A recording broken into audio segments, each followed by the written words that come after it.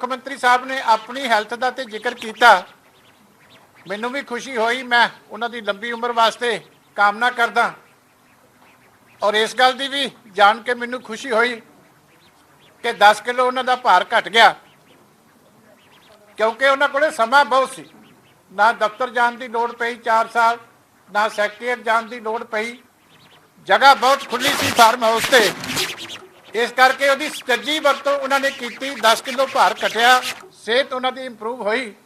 मैं अरदास भी करदा कि उन्होंने सेहत होर बैटर होवे, क्योंकि साडे भी वो मुख्यमंत्री है। पर सूबे की जिहड़ी हालत खराब हुई है ਉਹਦਾ ਜ਼ਿਕਰ ਉਹਨਾਂ ਨੂੰ ਅੱਜ ਜ਼ਰੂਰ ਕਰਨਾ ਚਾਹੀਦਾ ਸੀ,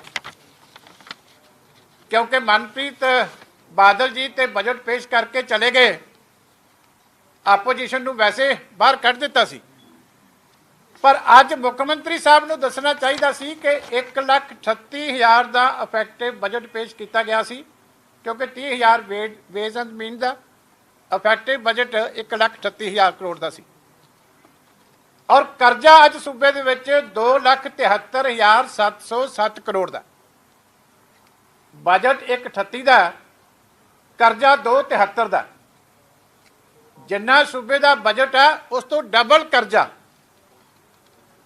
ये किस तरह होया, ये भी जी एक्सप्लेनेशन है मुख्यमंत्री साहब ने नहीं दी। मैं उन्होंने तो पूछना चाहना कि तुसी कह रहे हो कि असी बड़ा कुछ इंप्रूव किया, रेवन्यू बड़ा इनक्रीज किया, एक्साइज का रेवन्यू बड़ा इनक्रीज किया, तो इन्ना फर्क क्यों है कि जिन्ना तुहाडा सूबे का टोटल बजट है उस तो डबल इस वेले पंजाब के उत्ते करजा। और दूजा मैं भी पूछना चाहता सी कि 1984 तो लैके 2017 तक टोटल करजा पंजाब ते 1,72,000 करोड़ है, तो हुणे ही इन्हां 4 सालों के 1 लाख करोड़ का वाधा किवें होया? ये जिहड़ा करजा लिया तुसी नॉन प्रोडक्टिव डैट, जे तुहाडा अपना रेवन्यू इनक्रीज होया हुंदा ते इन्हां तुहानूं नॉन प्रोडक्टिव डैट जिहड़ा वो लैण दी लोड़ क्यों पई? इस गल की भी एक्सप्लेनेशन जिहड़ी है वो सीएम साहब नूं देनी चाहिए, क्योंकि पिछले साल का कैपिटल एक्सपेंडिचर कल्ला 6,822 है, ये बजट डॉकूमेंट है, तो फिर करजा किस काम वास्ते लिया गया? इसका मतलब कि डिवेलपमेंट के उत्ते तो सिर्फ एक्सपेंडिचर 6800 करोड़ का पिछले साल का, तो यही काम उस तो पहले साल होया, क्योंकि डिवेलपमेंट का टोटल बंद पई है। तो फिर जिहड़ा 1 लाख करोड़ का करजा ये सरकार ने कल्ला इन्हां सालों के विच चढ़ा दिता, वो किस काम वास्ते गया? उसका भी जवाब जिहड़ा वो मुख्यमंत्री साहब नूं देना चाहिए सी, लेकिन अफसोस है कि उन्होंने वो जवाब नहीं दिता। और दूजी मैं उम्मीद करता सी कि जदों 4 सालों की कारगुजारी मुख्यमंत्री साहब हिसाब किताब देणगे तो उदों जिहड़े स्कैंडल होए आ उन्हां दे उत्ते भी कुछ रोशनी पाउणगे, क्योंकि असी हर वारी बड़ी उच्ची आवाज़ दे विच डिमांड की हर स्कैंडल तो बाद कि इहदी इनकुआरी होएगी। वैसे तो मुख्यमंत्री साहब क्लीन चिट पहले ही दे देंगे आ, पर असी आस करते सी कि जिहड़ा 5600 करोड़ का रेवन्यू लॉस का झगड़ा मुख सकत्तर दे विच ते कैबिनेट मंत्रियों दे विच पिया सी, उहदी असलीयत की है वो मुख्यमंत्री साहब ने क्यों बयान की कि जिहड़ा अपना एडा वड्डा करफ्यू के दौरान शराब की विक्री की चोरी होंदी रही, डिस्टिलरियां दे विचों शराब जिहड़ी है वो डायरैक्ट बाहर विकदी रही, घरां दे विच होम डिलीवरी होंदी रही, वो पैसा खजाने दे विच क्यों नहीं जमा होया? उसका कोई जवाब मुख्यमंत्री साहब ने नहीं दिता। जिहड़ा पावर कंपनियां ने सरकार की मिली भुगत नाल केस जित के 4400 करोड़ रुपए का घाटा बिजली बोर्ड नूं पाया, ਉਹਦਾ भी मुख्यमंत्री साहब ने नहीं दसिया कि उन्होंने अफसरां नूं की सज़ा दी गई, की रिस्पोंसिबिलिटी फिक्स की गई, एजी ऑफिस तो की हिसाब किताब लिया गया कि जिहड़े केस अकाली सरकार जित के गई सी वो केस उपरली अदालत किवें हरे ते उहदी सज़ा सूबे नूं एडी वड्डी किवें मिली, इहदा भी कोई जिक्र उन्होंने नहीं किया। एक जिहड़े साडे SC BC बच्चों का पोस्ट मैट्रिक स्कॉलरशिप है ਉਹਦਾ 64 करोड़ का additional chief secretary social welfare ने उस वेले चीफ सैकटरी नूं रिपोर्ट भेजी सी कि यह मंत्री ने घपला किया। ਤੇ ਅੱਜ ਅਸੀਂ ਚਾਹੁੰਦੇ ਸੀ ਕਿ ਦਲਿਤ ਵਿਦਿਆਰਥੀਆਂ ਦੇ ਹਿੱਤ ਵਾਸਤੇ ਮੁੱਖ ਮੰਤਰੀ ਸਾਹਿਬ ਦੱਸ ਦੇ ਕਿ ਇਹਦੀ ਅਸਲੀਅਤ ਕੀ ਹੈ, ਪਰ ਇੱਥੇ ਵੀ ਉਹ ਚੁੱਪ ਰਹੇ। ਜਿਹੜੀਆਂ ਜ਼ਹਿਰੀਲੀ ਸ਼ਰਾਬ ਕਰਕੇ 125 ਮੌਤਾਂ ਹੋਈਆਂ ਮਾਝੇ ਦੇ 3 ਜ਼ਿਲ੍ਹਿਆਂ ਦੇ ਵਿੱਚ, ਔਰ ਜਿਹੜੀ 3 ਨਜਾਇਜ਼ ਸ਼ਰਾਬ ਦੀਆਂ ਫੈਕਟਰੀਆਂ ਜਿਹੜੀਆਂ ਇੱਕ ਖੰਨੇ ਦੇ ਕੋਲ ਔਰ 2 ਰਾਜਪੁਰੇ ਦੇ ਕੋਲ, ਉਹਦੇ ਬਾਰੇ ਵੀ ਅੱਜ ਮੁੱਖ ਮੰਤਰੀ ਸਾਹਿਬ ਨੂੰ ਦੱਸਣਾ ਚਾਹੀਦਾ ਸੀ, ਕਿਉਂਕਿ ਪਹਿਲੀ ਵਾਰੀ ਸੂਬੇ ਦੇ ਵਿੱਚ ਹੋਇਆ ਸੀ ਕਿ ਸ਼ਰਾਬ ਦੇ ਵਿੱਚ ਨਜਾਇਜ਼ ਫੈਕਟਰੀਆਂ ਫੜੀਆਂ ਗਈਆਂ ਔਰ ਕਾਂਗਰਸ ਐਮਐਲਏਆਂ ਦੇ ਉਹਦੇ 'ਚ ਨਾਮ ਆਏ, ਔਰ ਉਹ 'ਚ ਕੀ ਫਾਲੋਅਪ ਐਕਸ਼ਨ ਮੁੱਖ ਮੰਤਰੀ ਸਾਹਿਬ ਨੇ ਕੀਤਾ ਉਹਦਾ ਕੋਈ ਜ਼ਿਕਰ ਨਹੀਂ। ਰਾਸ਼ਨ ਦਾ ਸਕੈਮ ਜਦੋਂ ਕਰਫਿਊ ਲੱਗਿਆ ਸੀ ਲਾਕਡਾਊਨ ਦੇ ਦੌਰਾਨ, ਉਹਦਾ ਵੀ ਕੋਈ ਜ਼ਿਕਰ ਜਿਹੜਾ ਕਿਸੇ ਤਰੀਕੇ ਜਿਹੜਾ ਉਹ ਮੁੱਖ ਮੰਤਰੀ ਸਾਹਿਬ ਨੇ ਨਹੀਂ ਕੀਤਾ। ਇੱਕ ਉਹਨਾਂ ਨੇ ਕ੍ਰੈਡਿਟ ਲੈਣ ਦੀ ਕੋਸ਼ਿਸ਼ ਕੀਤੀ ਕਿ ਅਕਾਲੀ ਸਰਕਾਰ ਵੇਲੇ ਜਿਹੜਾ ਰੇਤਾ ਤੋਂ ਸੈਂਡ ਤੋਂ ਰੈਵਨਿਊ ਆਉਂਦਾ ਸੀ 35 ਕਰੋੜ ਆ ਤੇ ਹੁਣ 350 ਕਰੋੜ ਆ। ਵੈਸੇ ਤਾਂ ਮੈਂ ਮੀਡੀਆ ਦਾ ਧੰਨਵਾਦ ਕਰਦਾ ਕਿ ਕੁਝ ਪੱਤਰਕਾਰ ਵੀਰਾਂ ਨੇ ਉੱਥੇ ਹੀ ਪੁੱਛਿਆ ਸੀ ਕਿ 350 ਕਰੋੜ ਜਮ੍ਹਾਂ ਤਾਂ ਹੋਇਆ ਨਹੀਂ, ਗਿਆ ਕਿੱਥੇ।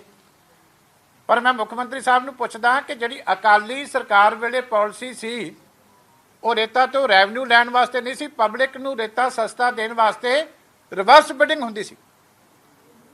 ਰਿਵਰਸ ਬਿਡਿੰਗ ਦਾ ਮਤਲਬ ਹੈ ਕਿ ਰੇਤਾ ਦਾ ਰੇਟ ਤੈਅ ਕਰ ਦਿੱਤਾ ਗਿਆ ਸੀ ਕਿ ਇਦੋਂ ਵੱਧ ਬਾਜ਼ਾਰ 'ਚ ਨਹੀਂ ਵਿਕ ਸਕਦੀ, ਤੇ ਫਿਰ ਠੇਕੇਦਾਰ ਨੂੰ ਕਿਹਾ ਸੀ ਕਿ ਤੈਨੂੰ ਕਿੰਨੇ ਘੱਟ ਤੋਂ ਘੱਟ ਵਾਰਾ ਖਾਂਦੀ ਆ। ਸਰਕਾਰ ਨੇ ਆਪਣਾ ਰੈਵਨਿਊ ਲੋਕਾਂ ਨੂੰ ਛੱਡ ਦਿੱਤਾ ਸੀ ਕਿ ਰੇਟ ਇਸ ਤੋਂ ਵੱਧ ਰੇਟ ਤੋਂ ਨਹੀਂ ਜਾਣੀ ਚਾਹੀਦੀ, ਉਹਨੂੰ ਰਿਵਰਸ ਬਿਡਿੰਗ ਕਹਿੰਦੇ ਆ। ਤੇ ਤੁਸੀਂ ਆ ਕੇ ਕੰਪੀਟੀਟਿਵ ਬਿਡਿੰਗ ਕੀਤੀ ਸੀ ਉਸ ਪਾਲਿਸੀ ਨੂੰ ਬੰਦ ਕਰਕੇ, ਤੇ 1100 ਕਰੋੜ ਤੋਂ ਵੱਧ ਦਾ ਤੁਸੀਂ ਐਨੂਅਲ ਰੈਵਨਿਊ ਉਸ ਵੇਲੇ ਵਿੱਤ ਮੰਤਰੀ ਸਾਹਿਬ ਨੇ ਕਲੇਮ ਕੀਤਾ ਸੀ।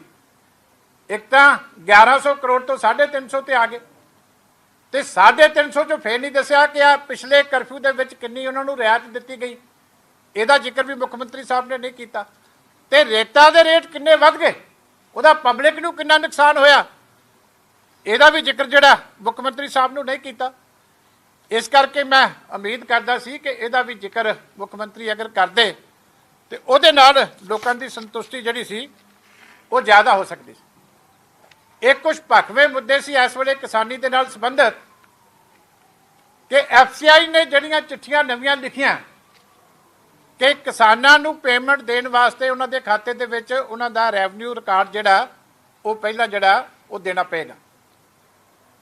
ਇਹ ਚਿੱਠੀ ਪਹਿਲਾਂ ਪਿਛਲੇ ਸਾਲ ਆਈ ਸੀ ਤੇ ਸਰਕਾਰ ਨੇ ਗੁਪਤ ਰੱਖੀ, ਸਮਝੌਤਾ ਕੀਤਾ ਐਫਸੀਆਈ ਦੇ ਨਾਲ ਕਿ ਹਾਲੇ ਇਸ ਵਾਰੀ ਕੋਵਿਡ ਕਰਕੇ ਅਸੀਂ ਨਹੀਂ ਦੇ ਸਕਦੇ, ਅਗਲੀ ਵਾਰੀ ਦੇ ਦਿਆਂਗੇ। ਉਹ ਚਿੱਠੀਆਂ ਜਿਹੜੀਆਂ ਕੇਂਦਰ ਸਰਕਾਰ ਦੀਆਂ ਉਹ ਸਾਡੇ ਕੋਲ ਹੈ, ਅੱਗੇ ਮੀਡੀਆ ਦੇ ਵਿੱਚ ਪੇਸ਼ ਵੀ ਅਸੀਂ ਕੀਤੀਆਂ। ਤੇ ਮੁੱਖ ਮੰਤਰੀ ਸਾਹਿਬ ਨੂੰ ਇਹਦੀ ਅਸਲੀਅਤ ਦੱਸਣੀ ਚਾਹੀਦੀ ਸੀ ਕਿ ਤੁਸੀਂ ਅੰਦਰ ਖਾਤੇ ਜਿਵੇਂ ਤਿੰਨੇ ਕਾਲੇ ਕਾਨੂੰਨਾਂ ਨੂੰ ਸਹਿਮਤੀ ਦਿੱਤੀ ਸੀ ਹਾਈ ਪਾਵਰਡ ਕਮੇਟੀ ਦੇ ਵਿੱਚ, ਤੇ ਐਵੇਂ ਹੀ ਤੁਸੀਂ ਐਫਸੀਆਈ ਨੂੰ ਸਹਿਮਤੀ ਦਿੱਤੀ ਹੋਈ ਹੈ ਕਿ ਅਸੀਂ ਕਿਸਾਨਾਂ ਦੇ ਜ਼ਮੀਨ ਦੇ ਰਿਕਾਰਡ ਫਰਦਾਂ ਤੁਹਾਨੂੰ ਦੇ ਦਿਆਂਗੇ।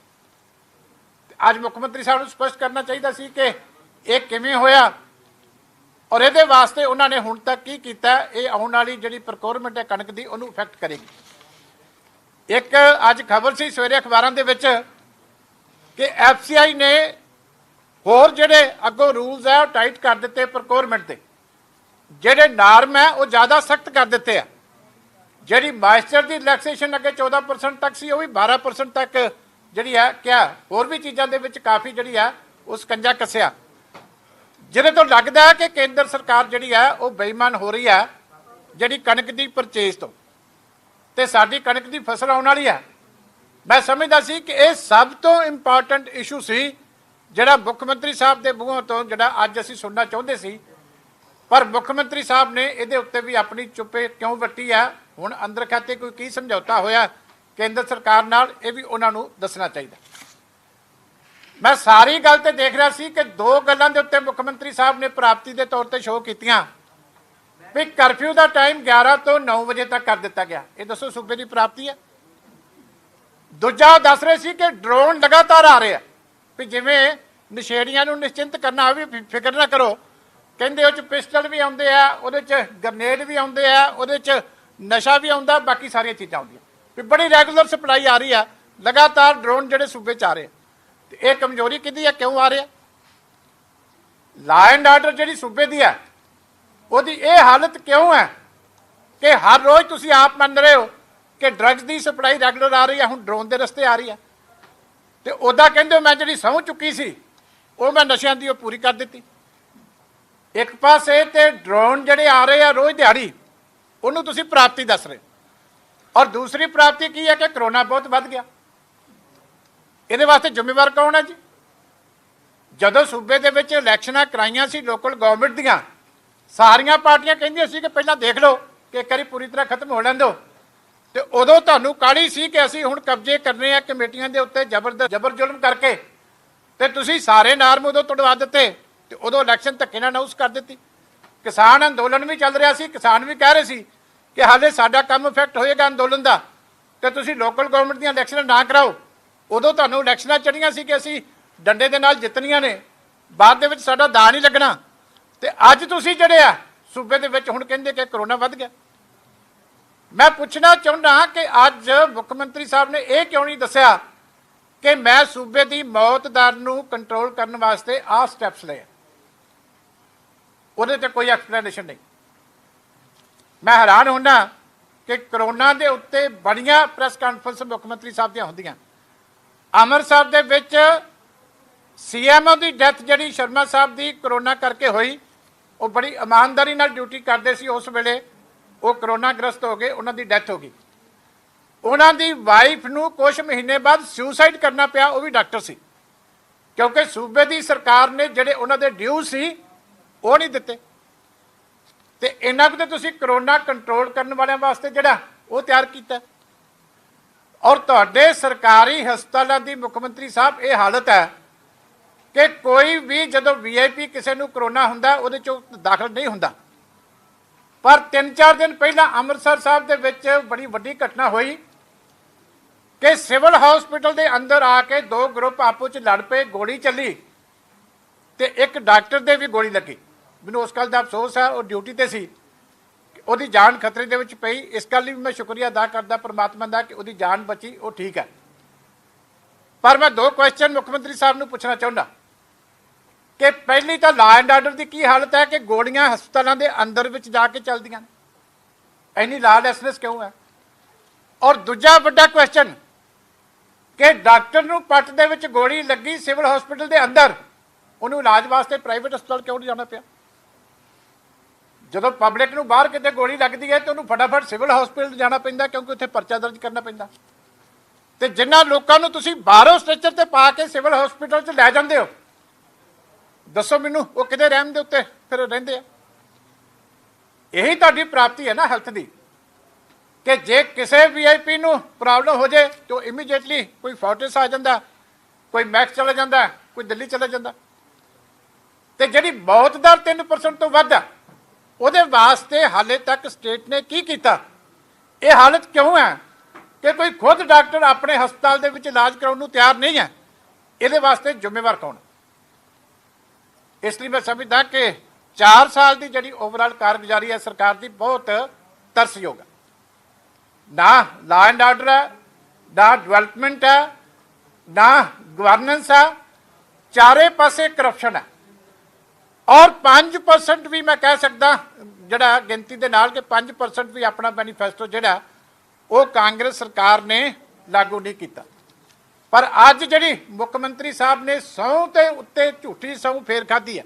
ये भी सौं ही होंगी जो मैं तुहाडे विच गल कर रहा तो सच्ची गल मैनूं करनी चाहिए है।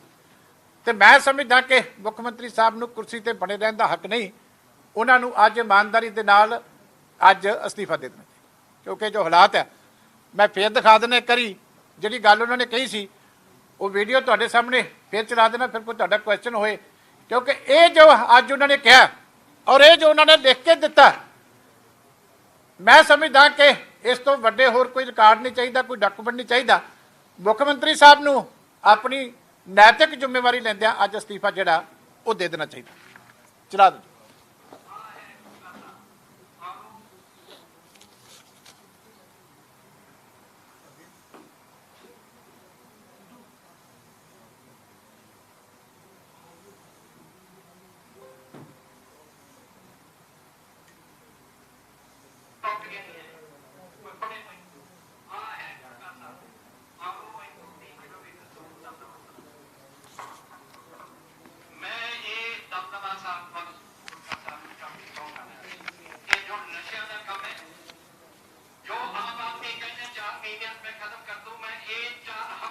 साढ़े बच्चे जिन्होंने नौकरियां नहीं है, कोई पढ़े लिखे नहीं, कोई कुछ पढ़े नहीं, कोई पढ़े नहीं। ये मेरे है कि पहला मैं पूरा जोर ला दूंगा उन्होंने नौकरियां को। और मैं 10 में 5 दिन चलना नहीं, 100 करना है कि इन्हों काम कर छड़ के करके मैं छड़ू। कई ने लोन लेते ने कोऑपरेटिव आ जाओ, कई ने रखे ने नेशनल बैंक आ जाओ, कई ने आरटीआई को लेते हुए ने। ये तिन्ना ने जेड़ा थोड़ा कर्जा है असी देवांगे, पंजाब सरकार देगी, थोड़ा पे करने की लोड़ नहीं। थोड़ा कर्जा जो आरटीआई के नाल है, आरटीआई को असी देवांगे, बैंकों को असी देवांगे, कोऑपरेटिव बैंक में असी देवांगे। मैं दिता सी पिछली बार, पता नहीं याद रहू कई कि कोऑपरेटिव बैंक सारे खत्म करते से मैं लोन जेडे साडे नेशनल बैंक का काम शुरू करता सी, फिर अकाली सरकार आ गई, उन्होंने कख नहीं किया। आरटीआई का और किसानों का एक बड़ा गूढ़ा रिश्ता होता है, लेकिन और जेडे थोनू अभी खरीद में उन्होंने पैसे दिते ने ਉਹਦੀ ਜ਼ੁਮਾ ਅਸੀਂ ਲਵਾਂਗੇ, ਉਹਨਾਂ ਦੇ ਪੈਸੇ ਮੋੜਾਂਗੇ ਅਸੀਂ, ਥੋੜੇ ਥੋੜੇ ਅਸੀਂ ਮੰਗਾਂਗੇ ਪੈਸੇ। ਇੱਕ ਪਾਸੇ ਕਿਸਾਨਾਂ ਨੂੰ ਕਹਿ ਰਹੇ ਕਿ ਕਾਂਗਰਸ ਆਉਗੀ। ਚੀਮਾ ਜੀ ਮਾਈਕ ਕਾਰਡ ਦੇ ਅਨੁਸਾਰ ਪੰਜਾਬ ਦੇ ਵਿਕਾਸ ਦੀ ਲਹਿਰ ਹੈ, ਦੋ ਦਰਜਨ ਉਹਨਾਂ ਦਾ ਐਡਵਾਈਜ਼ਰ ਨੇ, ਫਿਰ ਵੀ ਉਹਨਾਂ ਨੂੰ ਪ੍ਰਸ਼ਾਂਤ ਕਿਸ਼ੋਰ ਨੂੰ ਲੈ ਕੇ ਆਉਣਾ ਪਿਆ, ਸਮਝ ਤੋਂ ਬਾਹਰ ਹੋ ਗਿਆ। ਤੁਸੀਂ ਕੀ ਦੇਖਦੇ ਹੋ? ਪਹਿਲਾਂ ਤਾਂ ਵਿਕਾਸ ਦੀ ਲਹਿਰ ਹੈ, ਬਜਟ ਦਾ ਭਾਈ ਹੁਣ 6822 ਕਰੋੜ ਦੇ ਨਾਲ ਕਿੰਨਾ ਸੂਬੇ ਦਾ ਵਿਕਾਸ ਹੋ ਸਕਦਾ? ਇਹ ਬਜਟ ਦਾ ਡਾਕੂਮੈਂਟ ਹੈ, ਮੇਰਾ ਡਾਕੂਮੈਂਟ ਨਹੀਂ ਹੈ ਜਿਹੜਾ ਇਸ ਵਾਰੀ ਬਜਟ ਪੇਸ਼ ਕੀਤਾ। ਇਹੀ ਵਿਕਾਸ ਹੋ ਰਿਹਾ। ਤੁਸੀਂ ਦੱਸੋ ਕਿ ਕਿੰਨੇ ਸ਼ਹਿਰ ਨੇ, ਕਿੰਨੇ ਪਿੰਡ ਨੇ, ਤੇ ਕਿੰਨੀ ਰਿਕੁਆਇਰਮੈਂਟ ਹੁੰਦੀ ਹੈ, ਤੇ ਕੀ ਜਿਹੜਾ ਡਿਵੈਲਪਮੈਂਟ ਦਾ ਖਰਚਾ।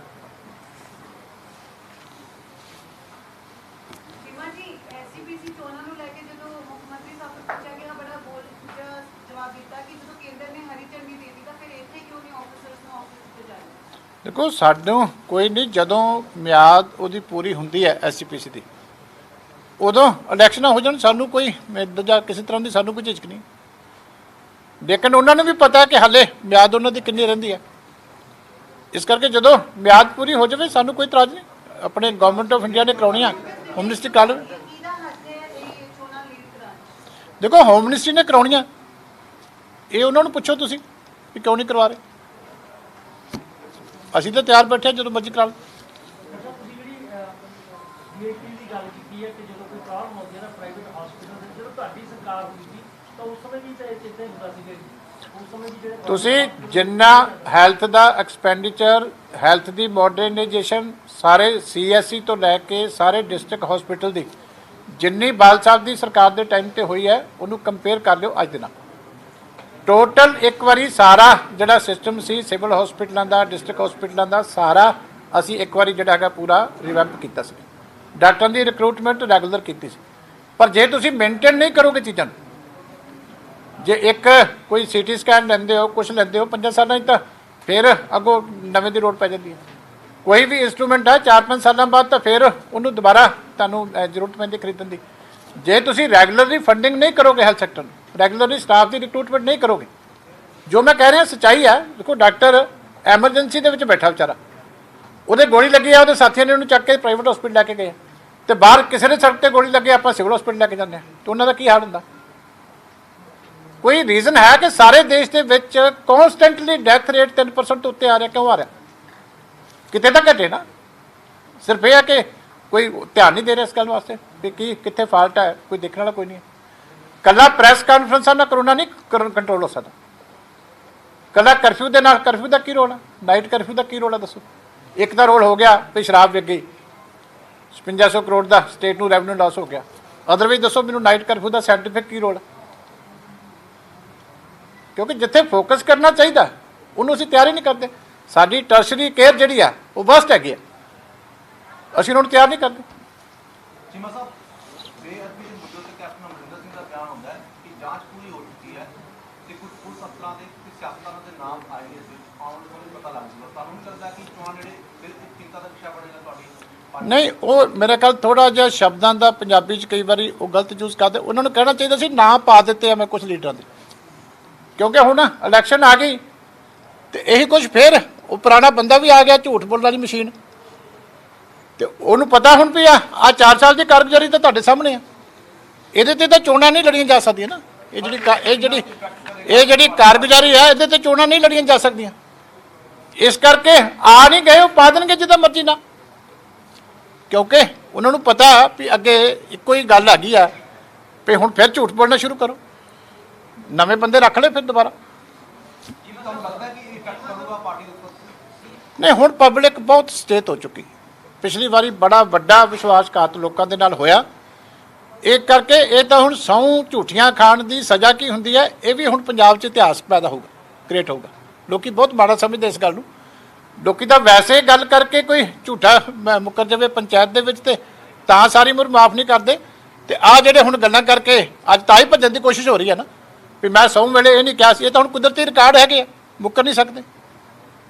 ਪਰ ਕੀ ਇਹ ਹੈਗੇ ਕੋਈ ਚੰਗਾ ਸ਼ੋਭਾ ਦਿੰਦਾ ਮੁੱਖ ਮੰਤਰੀ ਸਾਹਿਬ ਦੇ ਲੈਵਲ ਤੇ ਕਿ ਇਸ ਤਰ੍ਹਾਂ ਤੁਸੀਂ ਆਪਣੇ ਸ਼ਬਦਾਂ ਤੋਂ ਪਿੱਛੇ ਜਾਓ? ਡਰੱਗ ਕੇਸ ਵਿੱਚ ਅਕਾਲੀ ਆਪਣਾ ਲੀਡਰ ਦਾ ਨਾਮ ਆਇਆ ਸੀ, ਫਿਰ ਰਿਪੋਰਟ ਵੀ ਹੋਈ ਸੀ, ਉਹਦੇ ਬਾਰੇ ਕੀ ਕਰਨਾ? ਨਹੀਂ, ਕਿਹੜੇ ਕੇਸ ਦੇ ਵਿੱਚ? ਜਿਹੜਾ ਡਰੱਗ ਕੇਸ ਐਸਆਈਟੀ ਕਰ ਰਹੀ ਹੈ, ਹਾਈ ਕੋਰਟ ਕੇਸ ਦਾ ਨਹੀਂ, ਹਾਈ ਕੋਰਟ ਦਾ ਤਾਂ ਮੈਂ ਕਮੈਂਟ ਨਹੀਂ ਕਰ ਸਕਦਾ। ਉਹ ਤਾਂ ਹੁਣ ਕੀ ਰਿਪੋਰਟ ਹੈ ਕੀ ਨਹੀਂ ਹੈ, ਉਹ ਤਾਂ ਹਾਈ ਕੋਰਟ ਦੇ ਵਿੱਚ ਹੈਗਾ। ਜਦੋਂ ਹਾਈ ਕੋਰਟ ਉੱਤੇ ਫੈਸਲਾ ਕਰੇਗੀ ਉਦੋਂ ਜਿਹੜੀ ਹੈ ਉਹ 'ਤੇ ਗੱਲ ਹੋ ਸਕਦੀ। ਉਹ ਰਿਪੋਰਟ ਸਰਕਾਰ ਨੇ ਕੀਤੀ ਹੈ, ਮਹਿਕਮੇ ਨੇ ਕੀਤੀ ਹੈ, ਤਾਂ ਹਾਈ ਕੋਰਟ ਦੇ ਵਿੱਚ ਹੈ, ਉਹਦੇ ਤੇ ਮੈਂ ਤਾਂ ਕੀ ਕਮੈਂਟ ਕਰ ਸਕਦਾ। जीवा साहब जैसे साहब ने कहा है कि नशे का जो लत है वो तोड़ने का लिए उन्होंने कहा था, सर इसकी क्या कोई डेफिनेशन है क्या? ਨਹੀਂ, ਮੁੱਖ ਮੰਤਰੀ ਸਾਹਿਬ ਬੜੇ ਸਿਆਣੇ ਸੀ, ਉਹਨਾਂ ਨੇ ਕਈ ਭਾਸ਼ਾਵਾਂ ਦੇ ਵਿੱਚ ਰਿਟਨ ਵੀ ਦਿੱਤਾ ਹੋਇਆ। ਮੈਂ ਤਾਂ ਹੀ ਪੜ੍ਹ ਕੇ ਦੱਸਿਆ ਨਾ ਵੀ ਕਿੱਥੋਂ ਮੁਕਰੋਗੇ। ਨਹੀਂ, ਆ ਦਿੱਤੀ ਹੋਈ ਆ, drug supply distribute and consumption 4 ਹਫ਼ਤੇ ਵਿੱਚ ਬੰਦ, ਠੀਕ ਹੈ ਨਾ। 4 weeks done with drugs and 4 weeks only.